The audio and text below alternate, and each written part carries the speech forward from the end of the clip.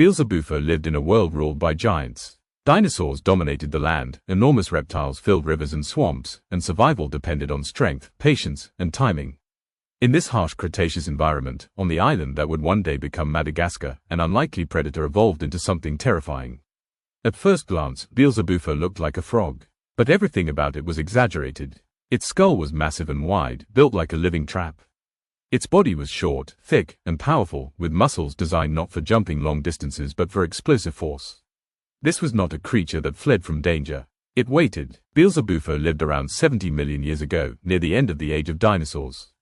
During this time, Madagascar was isolated, allowing unique species to evolve without outside competition. In this isolation, Beelzebufo became one of the most extreme amphibians ever known. Its jaws were its greatest weapon. The skull bones were fused and reinforced, allowing it to generate an extraordinary bite force. Scientists estimate that Beelzebufo could bite with enough power to crush bone. This made it capable of killing animals far larger than modern frogs ever could. This was not an insect eater. Beelzebufo hunted vertebrates, small reptiles, mammals, and even juvenile dinosaurs that wandered too close to the water's edge were potential prey. The frog would remain motionless, blending into its environment, until the exact moment to strike arrived. Then, in a fraction of a second, its jaws would snap shut. Unlike modern frogs that rely on sticky tongues, Beelzebufo relied on sheer force. Once its jaws closed, escape was unlikely. This ambush strategy required patience, precise timing, and an intimate understanding of its surroundings.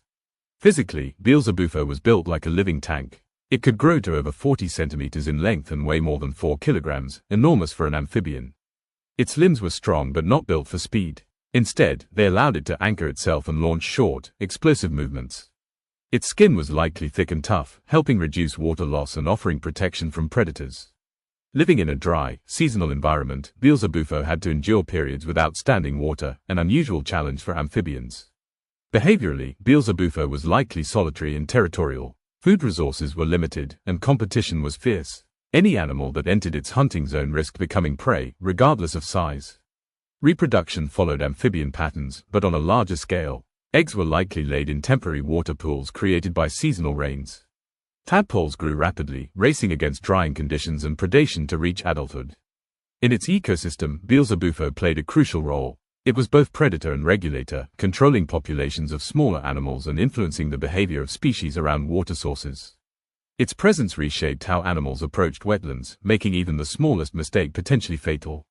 The extinction of Beelzebufo coincided with massive environmental changes at the end of the Cretaceous. Climate shifts, volcanic activity, and the asteroid impact that ended the dinosaur era disrupted ecosystems worldwide. Large, specialized predators like Beelzebufo were unable to adapt fast enough. Human discovery of Beelzebufo came through fossil remains found in Madagascar. When scientists reconstructed its skull, the scale of its power became clear.